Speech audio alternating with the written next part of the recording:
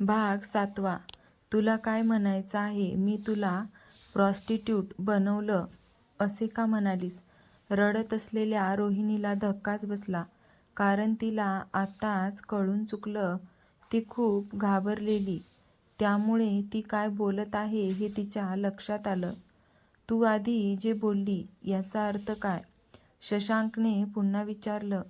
त्याने रोहिणी अजूनही गप्प असल्याचं पाहिलं. त्याला धक्का बसला होता आणि तिच्या आरोपामुळे तो गोंधळला होता. काही वर्षापूर्वी हॉट नाईट स्कँडलमध्ये अडकण्याआधी ती चिप नव्हती का? ती मॉडेल होती. तेव्हा तिचं खूप पुरुषांबरोबर अफेअर नव्हते का? ईशाननेही तिच्याबरोबर यामुळेच ब्रेकअप केलं होतं. ते मला पुन्हा पास्टमध्ये परत जायचं नाही, एवढंच मला सांगायचं होतं. रोहिणीने घाबरून ओठ चावले. हे खरं आहे का? शशांकने अविश्वासाने विचारलं.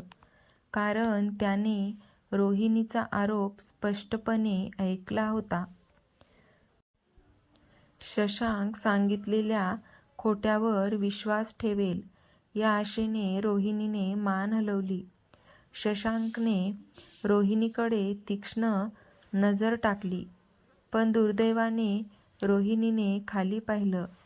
ती खोटं बोलत आहे की नाही हे त्याला समजत नव्हतं. Get out. मागे वळून शशांक रोहिणीला म्हणाला. रोहिणीचे म्हणणे खरं आहे की नाही हे त्याला जाणून घेण्याची इच्छा न ठेवता त्याने तिला बाहेर जायला सांगितलं. कारण त्याला हिच्याशी संबंधित काहीही महत्त्वाचं नाही असं वाटलं. तू कशाची वाट पाहत आहेस? लवकर बाहेर जा. शशांक पुन्हा ओरडला. पण मी असे कपडे घेऊन बाहेर जाऊ शकत नाही. रोहिणी तिच्या हातांनी अजून तिचं शरीर झाकत म्हणाली. शशांकने रोहिणीकडे पुन्हा वळून पाहिलं. तिचं हृदयद्रावक रूप पाहून त्याला धक्काच बसला. रोहिणीच्या सुंदर चेहऱ्यावरून तिच्या गालावरचा अश्रूचा थेंब वाहत होता. रडून रडून तिचा चेहरा लाल झाला होता. तिचे केसही विस्कटलेले होते. चेहरा थोडा सुजलेला दिसत होता. तिचे कपडे देखील फाटलेले दिसत होते. त्यामुळे दोन्ही हातांनी झाकलेले असतानाही त्याला तिचं गुळगुळीत पांढरं शरीर दिसत होतं. शशांकने स्वतःच्या कृत्याबद्दल मनातच खेद व्यक्त केला. तो असा कधीही कोणत्या स्त्रीबरोबर वागला नव्हता. थांब इथेच, शशांक रोहिणीला म्हणाला. शशांकने दीपला कॉल करण्यासाठी शशांकने त्याचा सेलफोन घेतला आणि त्याच्या पर्सनल असिस्टंटला रोहिणीसाठी नवीन कपडे खरेदी करण्यास सांगितले.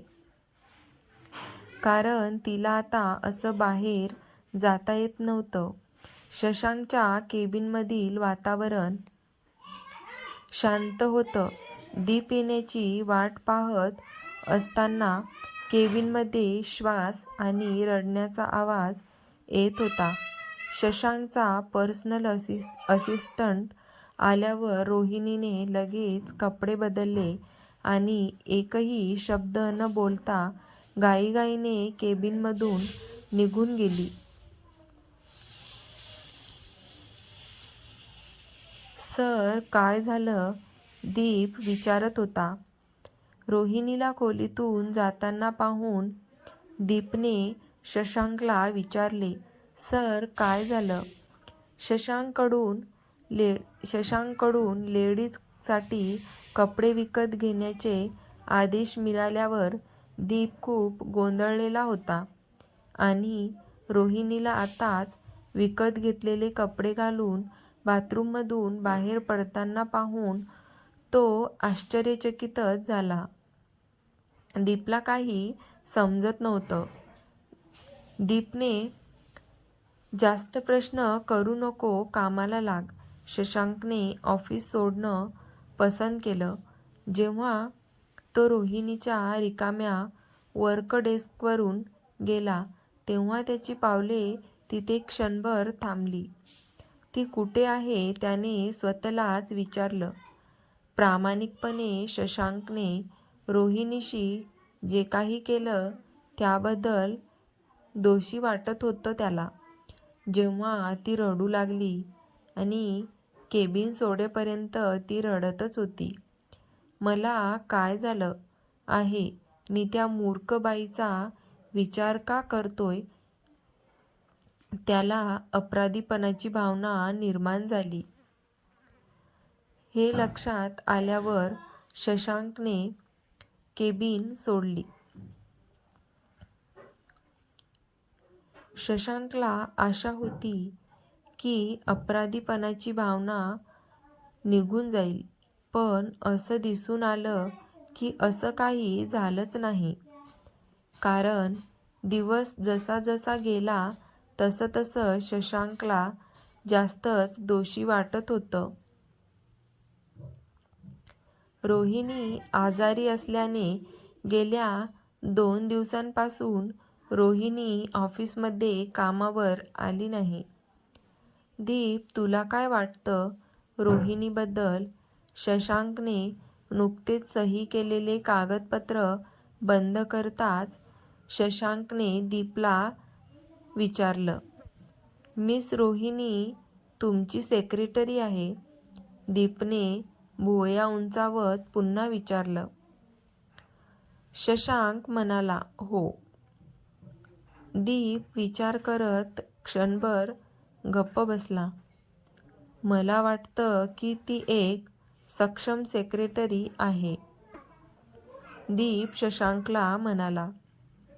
तुम्ही तिला दिलेली सगळी कामे ती करते. जरी ते सेक्रेटरी म्हणून तिचं काम नसले तरी ती काम करते, त्याने स्पष्ट केलं. मला तिच्या कामाबद्दल नाही तर तिच्या व्यक्तिमत्वाबद्दल म्हणायचं आहे.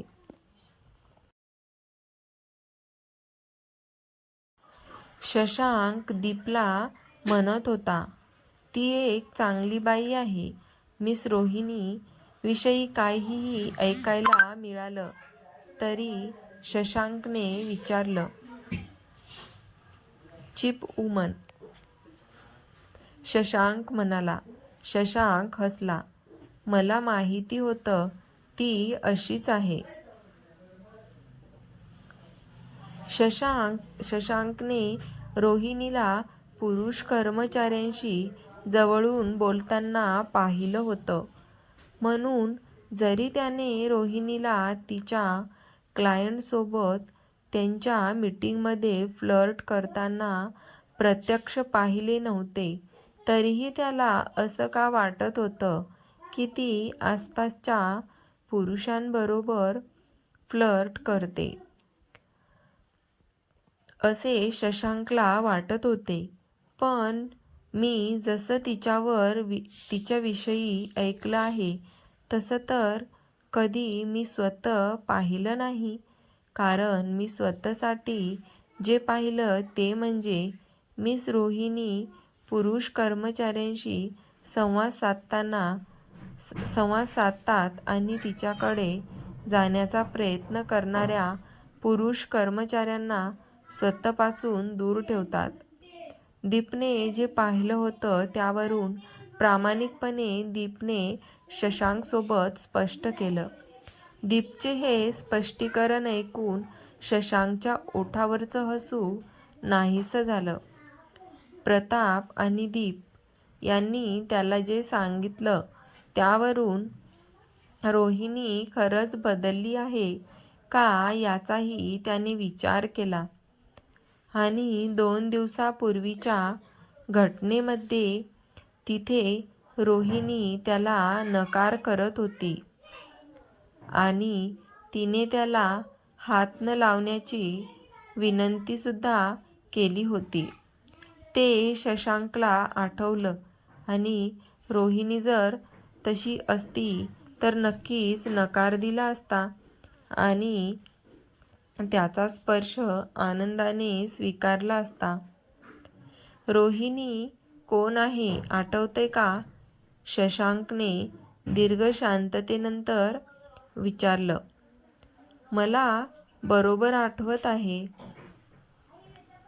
मिस रोहिणी ही स्त्री आहे जिच्यासोबत तुम्ही 3 वर्षापूर्वी हिल्डन हॉटेलमध्ये होतात सर.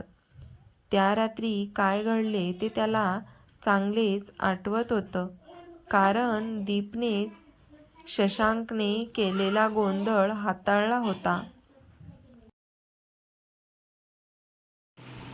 शशांक शांत होता. 3 वर्षापूर्वीच्या घटनेविषयी विचार करत होता, जिथे शशांक आणि रोहिणी दारूच्या नशेत एकत्र आले होते. जेव्हा तो शुद्धीवर आला आणि त्याने रोहिणीला पाहिलं तेव्हा तो खूप चिडला होता आणि तिला खूप काही बोलला. तिला ही घटना उघड केल्यास जीवे मारण्याची धमकीही शशांकने रोहिणीला दिली होती. त्याने रोहिणीची माफी मागायला हवी होती, कारण त्याने त्याच्या इच्छेसाठी तिचा वापर केला होता. सर, शारदा मॅडमना यायला उशीर होणार आहे. त्या काही दिवसानंतर येणार आहेत. निघतोय आता. आपल्या खुर्चीवरून उठतच शशांक म्हणाला. त्याने सोफ्यावर टाकलेलं काळं जॅकेट घेतलं आणि केबिनमधून बाहेर पडला. पण सर, आपण कुठे जाणार आहोत? दीपने गोंधळून शशांकला विचारलं, कारण त्याच्या बॉसने आपल्या बायकोविषयीची माहितीही नीट ऐकली नाही. आपण रोहिणीच्या घरी जाणार आहोत. काय? दीप आश्चर्याने ओरडला. अचानक त्याच्या बॉसला एवढ्या उत्साहाने रोहिणीच्या घरी का जायचं होतं, की त्याने आपल्या बायकोला येण्यास उशीर केल्याची माहितीही त्याने ऐकली नाही. कसा वाटला तुम्हाला आजच्या कथेचा हा भाग? आवडला असेल तर कथेला लाईक, शेअर आणि चॅनलला सबस्क्राईब करायला विसरू नका. धन्यवाद.